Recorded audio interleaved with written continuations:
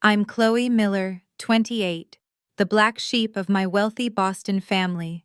While my siblings collected Ivy League degrees and parental praise, I secretly built a healthcare tech company from nothing.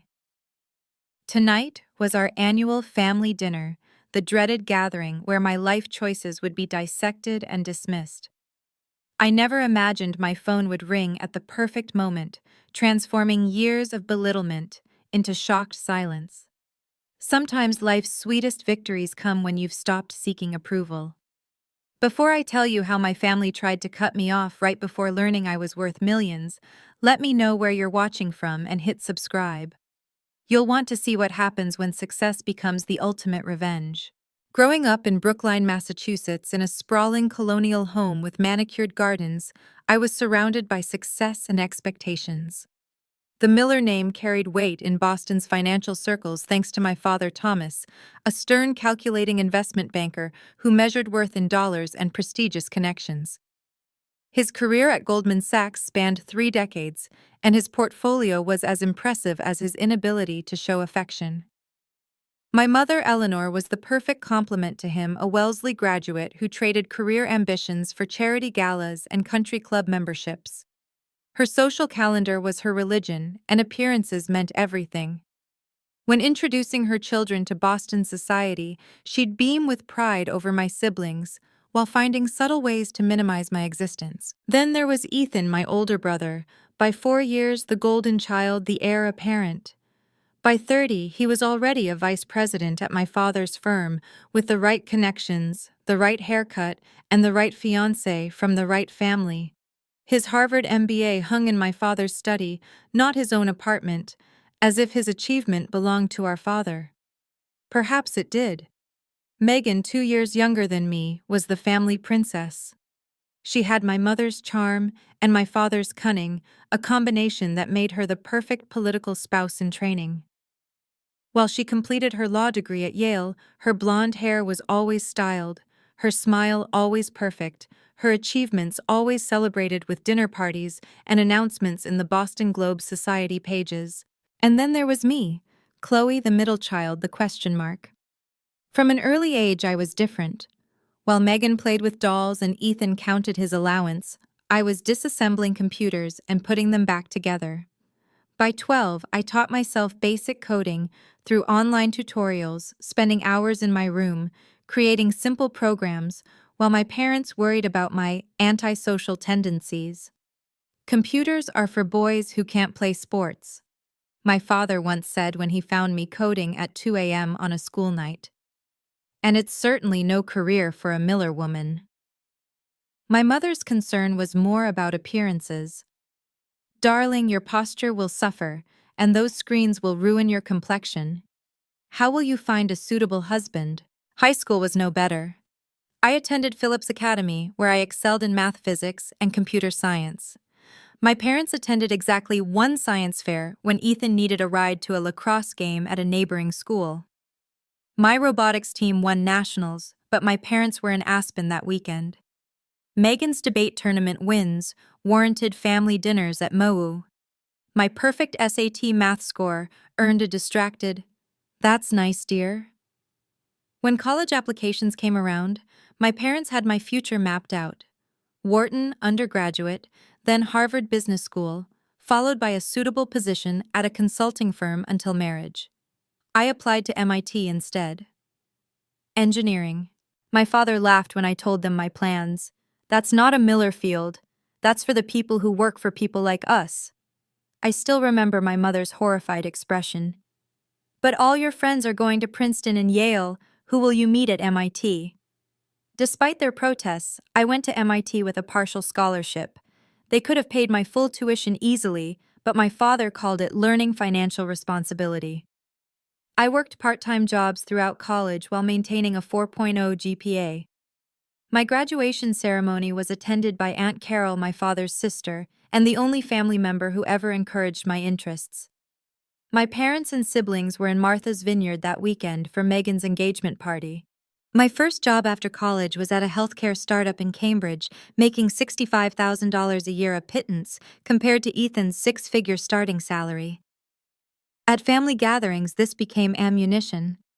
Chloe is still finding herself, my mother would explain to friends, as if I were backpacking through Europe instead of working 60-hour weeks learning the industry. All that education for a secretary's salary, my father would joke at Thanksgiving. Megan was particularly skilled at the backhanded compliment. It's so brave how you don't care about money or status, Chloe. I could never be that free-spirited. For years, I endured these comments while observing learning and planning. The startup world was teaching me things my family would never understand: that failure was valuable, that hierarchies could be disrupted, that money was just one form of currency. And most importantly, that I had ideas worth pursuing, whether the Miller family approved or not. 2 years ago, while working at the Cambridge startup, I noticed something that changed everything. Patients with chronic conditions were struggling to get timely specialist consultations, often waiting months for appointments while their conditions worsened. Meanwhile, specialist schedules had inefficiencies that could be solved with the right technology. The healthcare system was operating like it was still 1995 while patients were suffering. The idea for HealthSync came to me during a 300 a.m. coding session in my tiny Somerville apartment, a HIPAA-compliant platform that could securely connect patients with specialists remotely using AI to optimize scheduling and matching based on symptoms urgency and availability.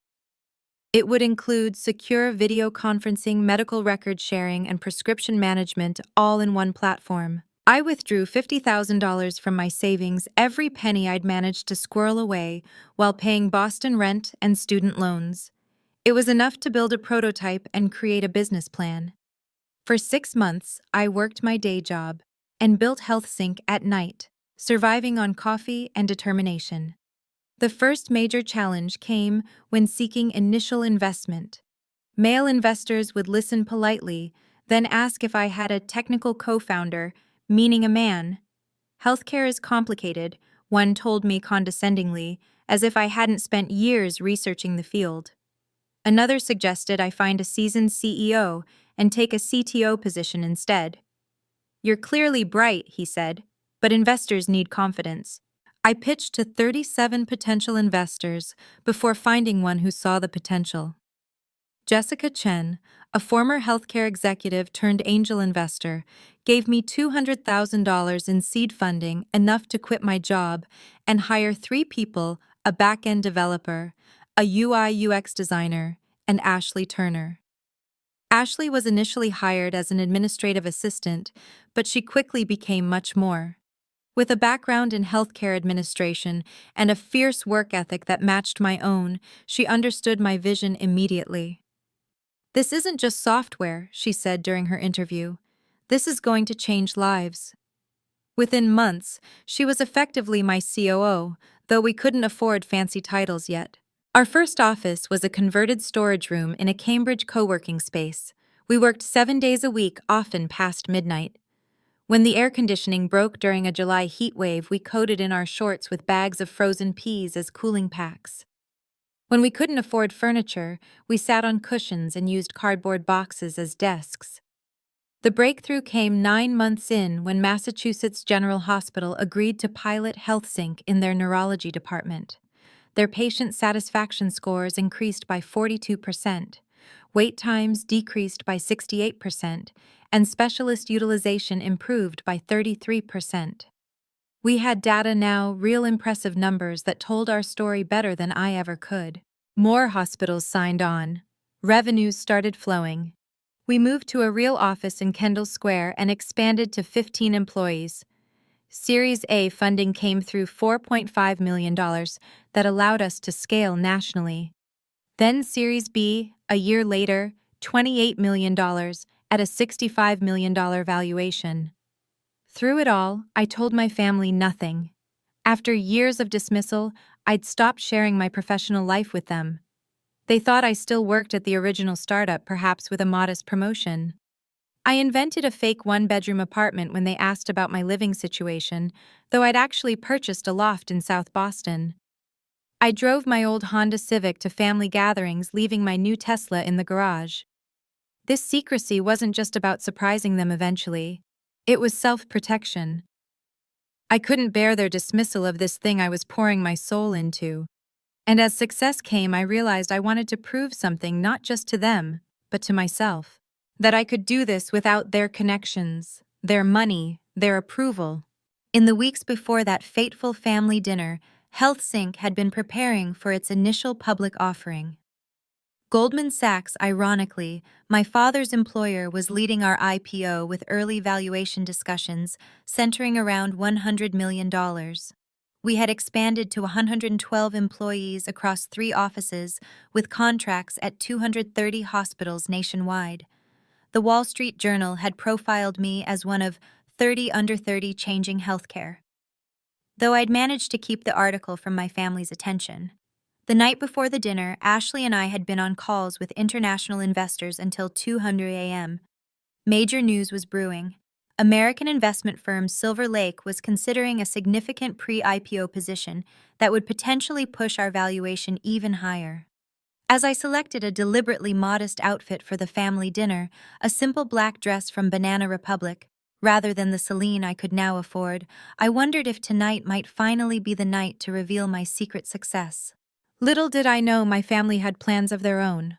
The Miller family estate in Brookline looked the same as always, imposing and immaculate. The colonial-style mansion with its white columns and manicured hedges was featured in Architectural Digest the year I turned 16, the same year I won the State Mathematics Olympiad, an achievement that went unmentioned at dinner that night. I parked my old Honda at the end of the circular driveway, behind Ethan's Porsche Cayenne and Megan's Range Rover. Taking a deep breath, I checked that my phone was on vibrate. Ashley knew not to call unless it was truly urgent, and prepared myself for the annual performance of being the family disappointment. The heavy front door opened before I could knock, revealing Maria, my parents' housekeeper of 20 years. "Miss Chloe," she said with a genuine smile, the first I'd receive all evening. "It's so good to see you." "Good. You too, Maria," I replied, handing her the bottle of wine I'd brought, a $30 Cabernet, rather than the $300 bottles now in my own collection. "Is everyone here already?" "Yes, in the solarium for drinks. Your brother is sharing news about his promotion." Of course he was. I smoothed my dress, plastered on a smile, and headed toward the familiar sound of crystal glasses clinking and polite laughter. The solarium, a grand room with floor-to-ceiling windows overlooking the garden, was my mother's pride and joy. Tonight it was filled with the usual suspects, my father holding court by the fireplace, my mother arranging canapes with surgical precision, Ethan gesturing animatedly while Megan nodded with practiced interest. The surprise addition was Aunt Carol, my father's sister, and my secret ally, who rarely attended these gatherings due to her bohemian lifestyle. She was a literature professor who wore colorful scarves and had divorced twice. "Chloe, you finally made it," my mother announced, making it sound as if I were hours late rather than precisely on time. Eleanor Miller, at 58, looked a decade younger thanks to discreet cosmetic procedures and a religious skincare regimen. Her blonde bob was perfectly styled, her navy dress likely purchased that week from Neiman Marcus. "Hello, Mother," I said, accepting her air kiss. "The traffic from Cambridge was terrible. You really should consider moving closer to the family," she replied, a conversation opener she'd been deploying for years. "There are lovely apartments in Back Bay that would be much more convenient." Before I could respond, my father's booming voice interrupted. "There she is, the computer whiz." Thomas Miller's condescension was always wrapped in jovial packaging. He raised his tumbler of scotch in my direction but didn't move to embrace me. "Hi, Dad," I said, crossing to kiss his cheek. "Still at that little startup?" he asked, though he knew perfectly well where I supposedly worked. It was his way of establishing that my career wasn't worth remembering the details of. "Something like that," I replied vaguely. Ethan swooped in next, reeking of expensive cologne and privilege. At 32, he was my father's mini-me, down to the Rolex and the slightly too firm handshake. Baby sister, just telling everyone about my new division. 14 people reporting to me now, and a corner office with a view of the harbor. He took a dramatic sip of his martini. "But hey, I'm sure clicking buttons, or whatever you do, is rewarding too." Megan completed the welcome gauntlet, looking like she'd stepped out of a J. Crew catalog in a pink sheath dress and pearls. Her Yale-educated fiancé Brandon was thankfully absent tonight. His supercilious explanations of basic concepts made Ethan seem humble by comparison. "Chloe, you look comfortable," she said, eyeing my simple dress. "Very appropriate for someone in your position." The only genuine greeting came from Aunt Carol, who crossed the room to give me a warm hug. At 63, Carol Miller was everything my father was not: warm, curious, and blissfully unconcerned with social hierarchies. Her academic career studying feminist literature had made her the family's black sheep long before I claimed the title. "Ignore them all," she whispered in my ear. "How are you really surviving?" I whispered back, grateful for her presence. The pre-dinner ritual continued with my mother distributing drinks, white wine for the women, scotch for the men, as if we were in a 1950s sitcom. While my father interrogated Ethan about market forecasts, Megan monopolized conversation with details of her wedding planning, describing her custom Vera Wang dress and the difficulty of limiting the guest list to 300. "The governor can only attend the reception, not the ceremony," she lamented, as if this were a genuine hardship. I sipped my wine and nodded at appropriate intervals, wondering what my family would think if they knew I'd had dinner with two senators last month to discuss healthcare innovation policy. Or that the clicking buttons Ethan mocked had created technology now used in hospitals across the country. "Dinner is served," announced Maria, providing blessed relief from the small talk. The Miller dining room was designed to intimidate a long mahogany table beneath a crystal chandelier with ancestral portraits lining the walls. Family legend claimed one of the stern-faced men in oil paint had been an advisor to Calvin Coolidge, a connection my father mentioned whenever possible. We took our assigned seats, parents at opposite ends. Ethan and Megan on one side, me and Aunt Carol on the other. The seating arrangement had been the same since childhood, though the empty chair next to me had once belonged to my grandfather before his passing. "I've asked Maria to prepare something special tonight," my mother announced as the first course arrived. "A lobster bisque that probably costs more than what most people spend on dinner for a week. We're celebrating so many wonderful developments in the family." She raised her glass to Ethan's promotion to Megan's wedding plans and to... She faltered, clearly struggling to find something to celebrate about me, to family togetherness. The annual tradition of updates began as we ate a Miller family ritual where each person shared their recent accomplishments. It was as much a competition as it was a conversation, with my parents scoring each contribution through subtle nods or frowns. Ethan led with details of his promotion, the bonus structure, and how his team had handled a particularly complex merger. My mother asked follow-up questions designed to highlight his achievements further. "And they selected you over how many other candidates, darling?" Megan followed with wedding updates, seamlessly transitioning to her law school accomplishments and her fiancé Brandon's political connections. "His mentor thinks he could run for state senate before he's 40, she added with practiced modesty. As the main course arrived, roast duck with seasonal vegetables, all eyes turned to me. "And what about you, Chloe?" my father asked, his tone suggesting he expected little. "Anything new with your computer job?"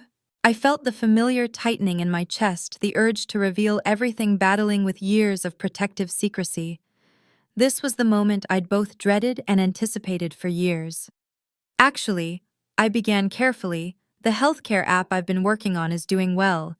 We've expanded to several hospitals and—" "That's nice, dear," my mother interrupted, clearly finding the topic uninteresting. "Ethan, tell everyone about the new summer house you're looking at in Nantucket." And just like that, I was dismissed. Again. Ethan launched into a detailed description of waterfront properties while I pushed duck around my plate, wondering why I still allowed these dynamics to hurt me after all these years. Aunt Carol caught my eye across the table and gave me a small, encouraging smile. She alone seemed to sense that I was holding something back. Little did any of them know the real drama of the evening was yet to begin. As Maria cleared the main course dishes, my father cleared his throat, the Miller signal for an important announcement. The table fell silent immediately. Even Megan paused her monologue about wedding flowers. "Your mother and I have been doing some estate planning," He began swirling the remaining scotch in his glass. With Ethan's career advancement and Megan's upcoming nuptials, it seemed an appropriate time to revisit the family's financial arrangements. My mother nodded with rehearsed solemnity. This clearly wasn't a spontaneous discussion. As you know, the Miller name carries certain expectations, my father continued. We've always emphasized making choices that honor the family legacy and contribute to its continued prosperity. I felt a familiar knot form in my stomach. Whenever my father spoke about family legacy, it was inevitably followed by criticism of my life choices. Ethan will be taking over as the trustee of the family's main investment portfolio next year, he announced, nodding proudly at my brother. And following Megan's wedding, we'll be gifting her and Brandon the Cape Cod property to give them a proper start. It's the logical choice, Megan added unnecessarily. Brandon's political aspirations will benefit from a family home with historical significance. My father turned to me, then his expression shifting from pride to something more clinical. Which brings us to you, Chloe. I sat straighter, feeling the air in the room change. Aunt Carol's hand found mine under the table and squeezed gently. Your mother and I have given this considerable thought, he continued. And while we've supported your unconventional choices for some time, we've come to a decision. My mother set down her wineglass with deliberate precision. We're cutting you off completely, she announced as if commenting on the weather, effective immediately. The words hung in the air. Though I hadn't relied on family money since college, the finality of the statement and the public way it was delivered felt like a slap. The annual allowance, any future inheritance considerations, access to the family vacation properties. All of it, my father elaborated, until you demonstrate more appropriate choices befitting a Miller. Appropriate choices, I repeated, finding my voice. You mean abandoning my career for something you approve of? Don't be dramatic, Chloe, Megan interjected. They just want what's best for you. You're wasting your potential at that little tech job. Ethan nodded in agreement. The family has a reputation to maintain. Your choices reflect on all of us. I looked around the table, taking in their expressions. My father's stern disapproval. My mother's practiced concern. Megan's poorly concealed satisfaction. And Ethan's paternalistic disappointment. Only Aunt Carol looked genuinely distressed on my behalf. What exactly do you expect me to do? I asked, surprised by the steadiness in my voice. Quit my job. Go back to business school. Marry someone from your approved list. Don't take that tone, my mother warned. We're trying to help you course correct before it's too late. 30 is approaching quickly, and you have nothing substantial to show for yourself. The irony of her statement might have made me laugh if it weren't so painful. You've had ample time to establish yourself, my father added. Yet you insist on this healthcare software gimmick that's going nowhere. It's time for adult decisions, Chloe. The Miller Trust is meant to support family members who contribute to the family standing, Ethan explained as if I were a child. Your computer hobby doesn't qualify. It's not a hobby, I said quietly. It's a company, my company. A company, Megan scoffed. Please, you work for a startup that will probably fold next year like most of them do. You've always had creative tendencies, my mother said dismissively. But real businesses require business acumen, dear. Something you've actively rejected by avoiding proper business education. My father leaned forward. This isn't a punishment, Chloe. It's motivation. Sometimes people need to face consequences before they make better choices. The condescension was so thick I could barely breathe. For years I'd hidden my success partly out of self-protection and partly waiting for the perfect moment. I hadn't expected it to arrive like this, served alongside dessert at a family execution. So let me understand, I said slowly. You're cutting me off financially because my career doesn't impress you enough. We're reallocating family resources toward ventures with proven returns. My father replied, the investment banker in him overtaking the parent. Ethan and Megan have demonstrated sound judgment and proper ambition, while you, my mother added, have demonstrated neither. Just as I opened my mouth to respond, my phone began to vibrate in my purse. I ignored it, focusing on the conversation. You've never once asked about what I actually do. I said, not in any meaningful way. You decided years ago that my work wasn't valuable because it didn't fit your narrow definition of success. My phone buzzed again and again. Multiple calls in succession. Ashley's emergency signal. That's not true, my mother protested weakly. We've always supported your independence. Supported, I repeated incredulously. You've belittled my choices at every turn. You didn't even attend my college graduation. MIT isn't Harvard, Megan muttered as if that explained everything. My phone continued its insistent vibration. 4 calls now. Perhaps you should answer that, Aunt Carol suggested quietly. It seems urgent. I hesitated, then reached for my purse as my father sighed dramatically at the breach of dinner etiquette.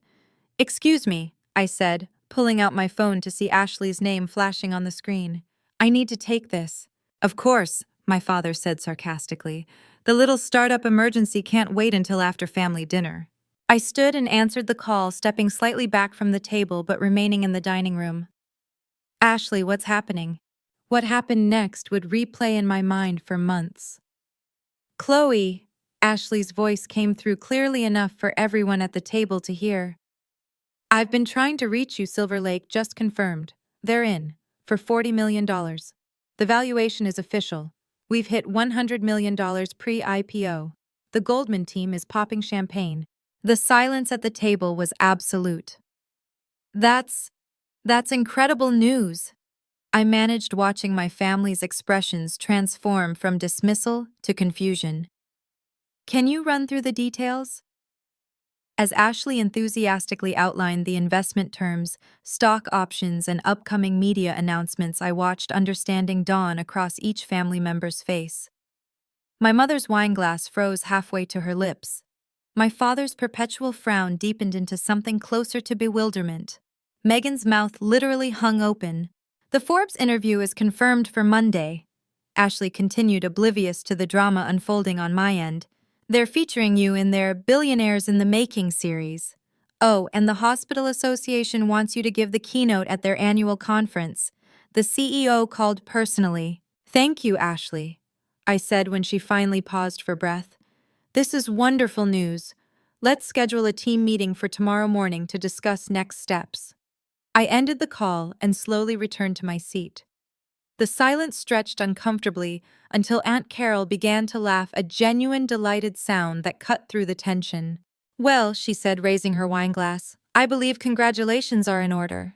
The tableau before me was almost worth the years of dismissal, 5 frozen faces in various states of shock and disbelief. My mother recovered first, her social training kicking in automatically. Chloe, darling, she said, her voice honeyed in a way it had never been when addressing me. What wonderful news! Why didn't you tell us about your business success?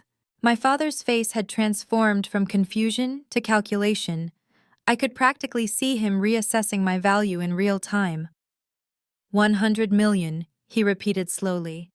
In valuation, for your healthcare application. HealthSync. I supplied the name they had never bothered to learn. Yes, we're preparing for our initial public offering, led by Goldman Sachs. I couldn't resist adding, your firm dad. Ethan looked like he'd been slapped. You're working with Goldman. With which team? Marcus Stein's group, I replied, naming one of the most prestigious partners and my father's contemporary. He's been incredibly supportive.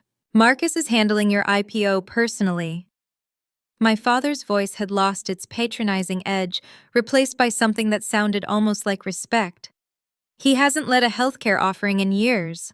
He made an exception, I said simply. He believes in what we're building. Megan, never one to stay quiet for long, jumped in with forced enthusiasm. This is amazing, Chloe. I always knew you were smart with all that computer stuff. The transparent attempt to rewrite history might have been amusing if it weren't so insulting. Did you? I asked mildly. That's not how I remember it. My phone buzzed again, a text this time. I glanced down to see a message from Ashley WSJ, wants exclusive comment on Silver Lake deal. Deadline in 3 hours. Also, your photo shoot is confirmed for Tuesday. I looked up to find my mother studying me with new eyes.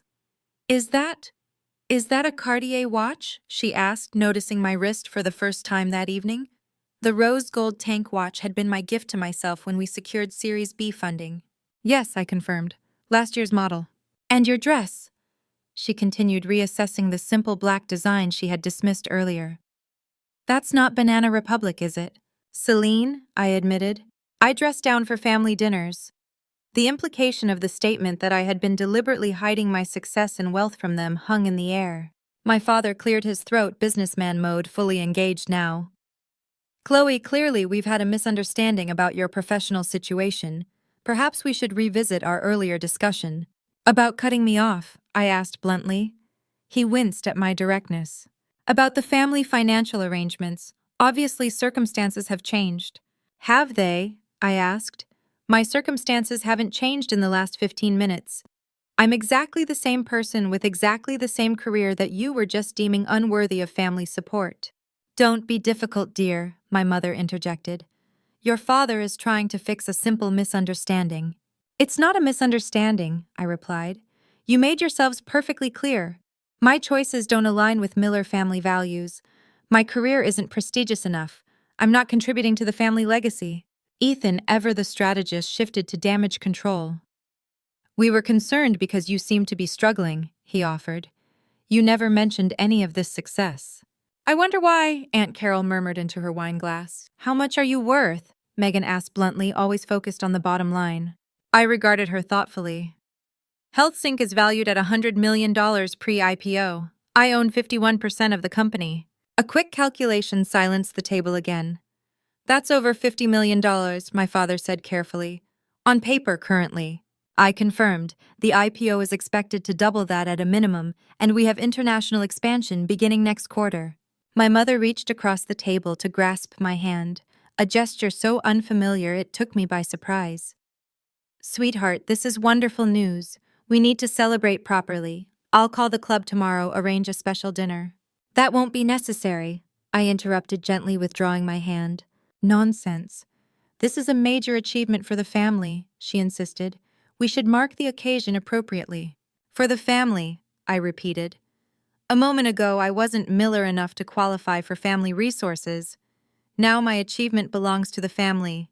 My father shifted uncomfortably. Chloe, perhaps we were hasty earlier. Family decisions should be made with complete information. You had the information you valued, I pointed out. You knew I was working in healthcare technology. You knew I had founded a company. You simply decided those facts weren't important because they didn't fit your predefined notion of success. Well, Ethan interjected, startup valuations can be quite speculative. It was reasonable to be concerned about stability. Was it concern, I asked, or judgment? Megan, never one for subtlety, changed tactics entirely. This is so exciting, Chloe. With your tech expertise and Brandon's political connections, we could create amazing synergies. He's been looking for innovative healthcare platforms to champion in his campaign. The transparent attempt to leverage my success for her fiancé's political ambitions was breathtaking in its audacity. And Dad, she continued eagerly, imagine the investment opportunities for the family fund. Getting in before the IPO would be incredibly advantageous. My father nodded, already calculating potential returns. We should discuss how to structure the family's investment position. I could call Marcus tomorrow. Stop, I said quietly but firmly. Just stop. They all turned to me with varying expressions of confusion. I'm not looking for family investment, I stated clearly. HealthSync has all the funding it needs. But surely a pre-IPO family position would be beneficial, my father began. No, I cut him off. It wouldn't. Our cap table is set. What about board positions? Ethan suggested. A Miller presence would lend credibility. Our board is also complete, I interrupted, with members who have believed in the company from the beginning. My mother looked genuinely bewildered. But darling, now that we understand the situation, we want to support you properly. Now that you know I'm rich, I corrected her gently. That's different from support. Aunt Carol coughed discreetly to hide her smile. That's not fair, Megan protested. We're family. Family supports each other's success. Does it? I asked. Where was that sentiment an hour ago? My father, ever the pragmatist, tried a different approach. The past is the past, Chloe. Let's focus on moving forward. The Miller Network can open doors for your company that would otherwise remain closed. I regarded him thoughtfully. What doors do you think remain closed to a $100 million company with Goldman Sachs as its IPO underwriter? He had no answer for that. I appreciate the sudden interest in my career, I said, standing up, but I think I'll be leaving now. I have an early meeting tomorrow. You're leaving? My mother looked alarmed. But we haven't even had dessert. We need to discuss your media strategy, your investment planning. Your father has excellent connections for wealth management. I have financial advisors, I said, picking up my purse, and a PR team, and lawyers, and every other professional service I need. But we're your family, she insisted, as if that trumped all other considerations. I looked at her sadly. Yes, you are. Which is why I kept coming to these dinners year after year despite knowing exactly what to expect, despite knowing that nothing I achieved would ever be enough. My father stood as well, his expression serious. Chloe, don't be hasty. Family relationships are more important than momentary disagreements. I agree, I said, which is why I'm going to take some time to think about what kind of relationship I want with this family moving forward. I turned to Aunt Carol, who was watching the scene with a mixture of pride and sadness. Would you like a ride home? She gathered her things immediately. I would love one. As we headed toward the door, my phone buzzed with another text. I glanced down to see Ashley's message. The Wall Street Journal wants to feature you as Healthcare Innovator of the Year. Need confirmation by tomorrow. Megan, never one to admit defeat, called after me. Chloe, we're hosting a dinner party next weekend for Brandon's political supporters. It would be wonderful if you could attend and discuss healthcare innovation. I paused at the door and turned back to the table, taking in the scene one last time. The opulent dining room, the expensive wine, and the family that had never seen me until I became valuable to them. I'll check my schedule, I said politely. But I should warn you, my speaking fee for political events starts at $50,000. With that, Aunt Carol and I walked out into the cool evening air, leaving the Miller family legacy to digest the fact that its greatest current success was the daughter they had just disowned. The drive from Brookline to Aunt Carol's Cambridge apartment was quiet at first. The weight of the evening's events hung between us until she finally broke the silence with a soft chuckle. $50,000 for a speaking fee, she mused. Your mother nearly swallowed her pearl necklace. I couldn't help but laugh. I don't actually charge for speaking, but for Megan's fiancé, oh, I'd charge him double, Carol said with a wink. Self-important young man. We pulled up to her brownstone, but neither of us moved to exit the car. You knew, didn't you? I asked. About HealthSync. Carol smiled. I read the technology section of the Times, dear. Your company was featured 3 months ago. I was waiting for you to share when you were ready. I should have told you, I admitted. I just got so used to keeping it separate from family. For good reason, she said, patting my hand. Your father and I grew up with the same message: success is measured by the right schools, the right clubs, the right investments. It took me until my 40s to break free of that mindset. You've done it in your 20s. I haven't exactly broken free, I said. I still showed up for dinner, still craved their approval on some level. That's being human, not being weak, she corrected gently. We all want our parents' love. The difference is, you didn't compromise your authentic self to get it. We sat in comfortable silence for a moment before she spoke again. What will you do now about the family? I considered the question carefully. Set boundaries, clear ones. I won't participate in the suddenly interested routine, but I won't cut them off entirely either. Wise, she nodded. And HealthSync, now that the secret's out? Continue as planned, I said. The IPO is moving forward. The work matters too much to let family drama affect it. Carol leaned over to hug me before getting out. I always knew you'd do something extraordinary, Chloe. Not because you're a Miller, but because you're you. Those words stayed with me during the drive to my South Boston loft, a converted warehouse space with exposed brick and floor-to-ceiling windows overlooking the harbor. As I kicked off my heels and poured a glass of wine, my phone lit up with a barrage of notifications. A text from my father. We should discuss investment strategies for your new position. Lunch tomorrow at the club. An email from my mother, darling. I've added you to the guest list for the Symphony Gala next month. The chairman would love to discuss a potential donation from your company. A message from Ethan. Impressive move, sis. Let's grab coffee. Would love to hear more about healthcare tech sector opportunities. And most transparently from Megan, Brandon would love your input on his healthcare platform. Also, would HealthSync consider a donation to his campaign? PS. Can I introduce you to my friend Thomas, Harvard Med Family Money, very eligible. I set my phone aside without responding and instead called Ashley. I'm so sorry, she said immediately. I had no idea you were at a family dinner. I should have been more discreet. Don't apologize, I interrupted. Your timing was actually perfect. Really? She sounded relieved. So they took the news well. They took it exactly as I expected, I replied. Suddenly my computer hobby is fascinating, and I'm being added to guest lists I've never qualified for before. Ouch, Ashley said sympathetically. What are you going to do? Focus on what matters, I said decisively. We have an IPO to prepare for hospital systems to support and actual lives to improve. Family politics can wait. Speaking of which, Ashley transitioned to business mode. The team wants to celebrate the Silver Lake News.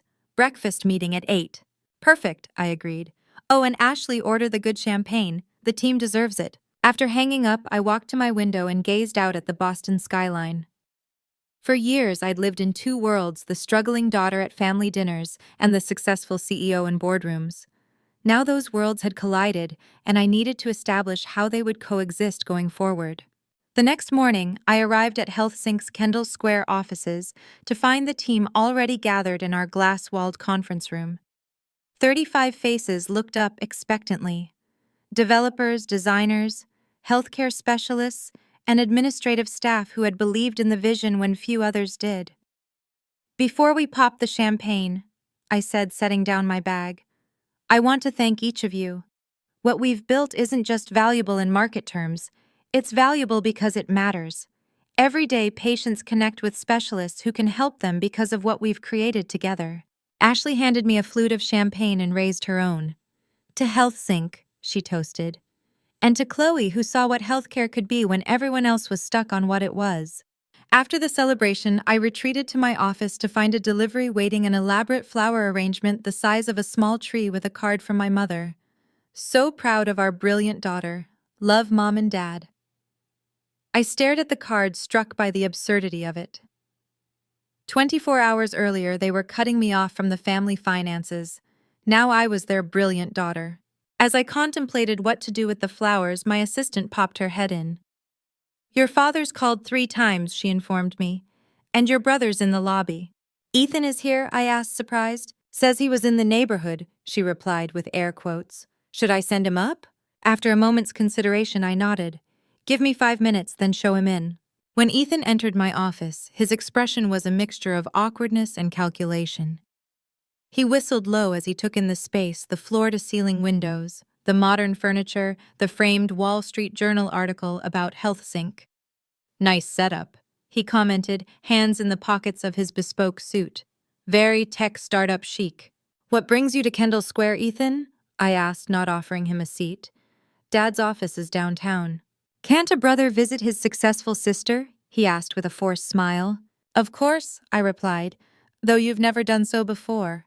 He had the grace to look slightly embarrassed. Look Chloe about last night. Let me stop you there, I interrupted.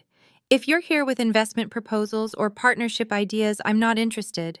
That's a bit harsh, he frowned. We're family. Yes, we are, I agreed.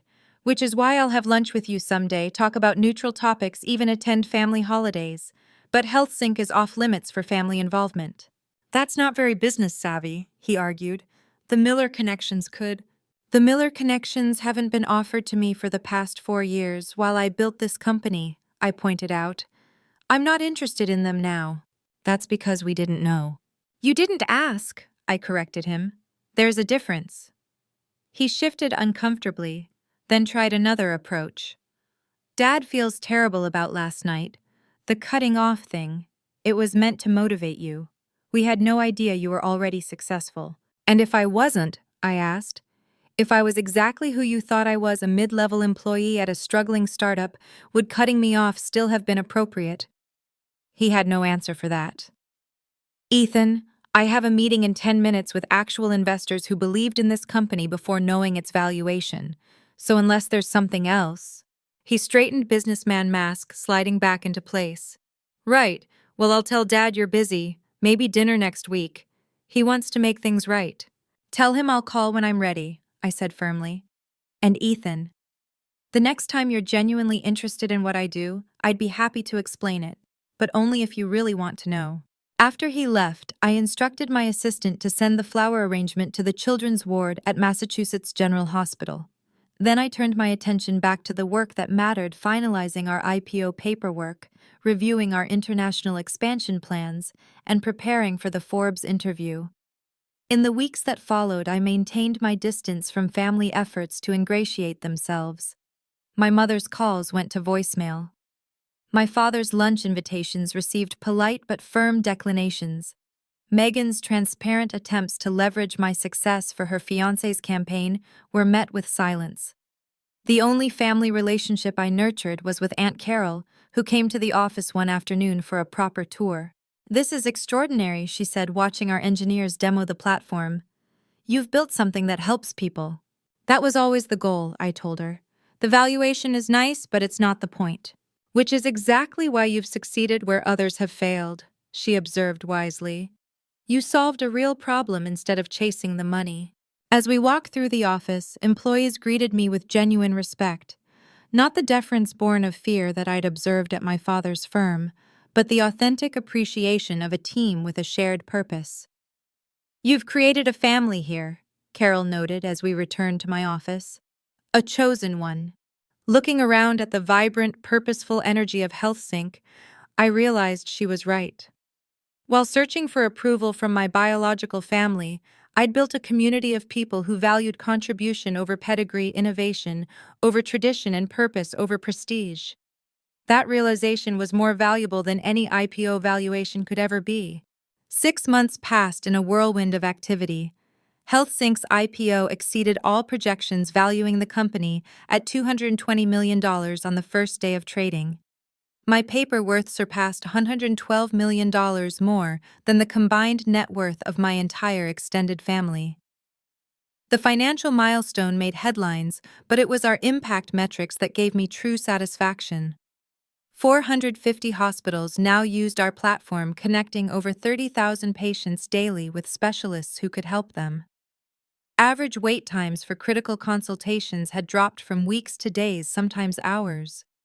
Lives were being improved, even saved, because of the technology we had built. The media attention was intense. Forbes, The Wall Street Journal, CNBC all wanted the story of the healthcare tech wunderkind. I gave interviews focusing on the technology and its impact, deliberately avoiding personal questions about family influence or connections. My first major decision post-IPO was establishing the Miller Innovation Foundation, a $20 million fund dedicated to supporting young women in technology, particularly those focused on healthcare solutions. The name was deliberate. I was reclaiming the Miller legacy on my own terms. The foundation's first initiative was a scholarship program for girls from underprivileged backgrounds to attend coding camps and receive mentorship from women in tech leadership. When reporters asked if the foundation was named after my family, I would simply reply, "It's named after me." My relationship with my family evolved into something more measured and controlled. I attended Christmas at the family estate, but limited my stay to 3 hours and brought Ashley as my buffer. I accepted occasional lunches with my father, where conversation remained carefully centered on neutral topics, like Boston weather and Red Sox prospects. My mother's attempts to showcase me at society events received polite but firm declinations, except for the Children's Hospital benefit, where HealthSync was a major donor. Megan's wedding invitation was accepted with an RSVP note that I would attend solo and would be leaving after the ceremony due to prior commitments. The only family relationship that deepened was with Aunt Carol. She joined the board of the Miller Innovation Foundation, bringing her academic expertise and feminist perspective to our grant-making decisions. We had dinner weekly, and she became a trusted sounding board for both personal and professional challenges. "You've handled them perfectly," she told me over dinner one evening. "Respectful but boundaried." "It's still hard sometimes," I admitted. "Part of me wishes they could genuinely understand and value what I've built, not just its monetary worth." "That may never happen," she said gently. "Your success exists in a framework they don't fully comprehend. They understand the numbers, but not the vision behind them." She was right, of course. My parents' attempts at reconciliation were always framed in terms they understood: invitations to join exclusive clubs, introductions to appropriate potential partners, suggestions about wealth management. Never conversations about what HealthSync actually did or why it mattered to me. My father's most sincere attempt came 3 months after the IPO, when he asked to tour our offices. I agreed, curious about what he would see. "Very impressive operation," he commented afterward, clearly surprised by the sophistication of our setup. "Not at all what I imagined." "What did you imagine?" I asked. He hesitated. "Something smaller, less significant." It was as close to an admission of misjudgment as Thomas Miller would ever come. "You've proven me wrong," he added after a moment. "That doesn't happen often." "It wasn't about proving anyone wrong, Dad," I replied. "It was about building something that mattered." He nodded slowly, not quite understanding but trying. It was a small step, but a genuine one. The most unexpected development came through therapy, something I began shortly after the IPO at Aunt Carol's suggestion. Dr. Evans specialized in family dynamics and helped me recognize that my drive for success had been partially fueled by a desire for validation I might never receive. "What would it mean," she asked in one session, "if you accepted that your parents may never fully understand or value your choices the way you want them to?" The question was painful but clarifying. My success had proven them wrong, but hadn't fundamentally changed them. True healing would come not from winning their approval, but from no longer needing it. That realization freed me to build relationships based on authentic connection rather than history or obligation. I developed deep friendships with other founders who understood the entrepreneurial journey. I mentored young women in tech who reminded me of my younger self, hungry for guidance that I had never received. Most meaningfully, I began speaking at high schools in underserved Boston neighborhoods about careers in technology, trying to be the voice I had needed as a teenager.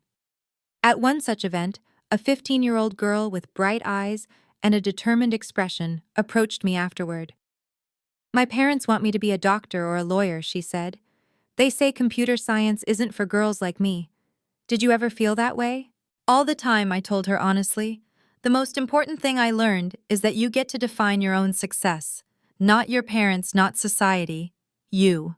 "But what if they never understand?" She asked, the real question behind her words painfully familiar. "Then you build a life so authentically yours that their understanding becomes secondary," I replied. "And you find people who do understand: mentors, friends, colleagues, who see your vision and value your path." In that moment, speaking to a younger version of myself, I understood that my family's rejection had been painful, but also formative. It had forced me to develop resilience, self-reliance, and conviction in my vision qualities that ultimately contributed to HealthSync's success. The following week, I received a surprising call from my mother. "I saw your speech at the Girls in Tech conference," she said. "Someone shared it on Facebook." I waited, unsure where this was heading. "You're very good at it," she continued, public speaking. "You have a presence like your grandfather. He could command a room too." It was the first compliment she had ever given me that wasn't related to appearance or social graces. "Thank you," I said simply. "I don't understand what you do," she admitted after a pause. "The technology, the healthcare integration, it's beyond me, but I can see that it matters to you, and apparently to many others." It wasn't full understanding, but it was acknowledgement. The beginning of seeing me as I actually was, rather than as she wished me to be. One year after the fateful family dinner, I hosted a different kind of gathering, a housewarming for my new Back Bay townhouse. The guest list included the original HealthSync team, fellow entrepreneurs, mentors, who had supported me, Aunt Carol, and after consideration, my immediate family. As I looked around at the diverse group mingling in my living room, my chosen family, alongside my biological one, I felt a sense of peace I hadn't expected. The Miller family dynamics hadn't fundamentally changed, but my relationship with them had. I no longer needed their validation to know my worth or my path. When the time came for a toast, I raised my glass, my voice steady and clear. "To authentic success," I said. not measured by bank accounts or social standing, but by the lives we touch and the problems we solve. To surrounding ourselves with people who believe in us before we're successful, not after. And to defining our own legacy, whatever our last name might be. Aunt Carol caught my eye across the room and nodded proudly. My parents looked somewhat puzzled but respectfully attentive. And my colleagues and friends, the people who had believed in HealthSync's mission from the beginning, smiled with genuine understanding. That night, after everyone had left, I stood on my rooftop terrace overlooking the Boston skyline. My phone buzzed with a notification. HealthSync had just been approved for use in hospitals across the UK, our first major international expansion. Lives would be improved because of something I had built, something my family had once dismissed as a computer hobby. I thought about that 15-year-old girl and all the others like her, young women with dreams that didn't fit neatly into others' expectations.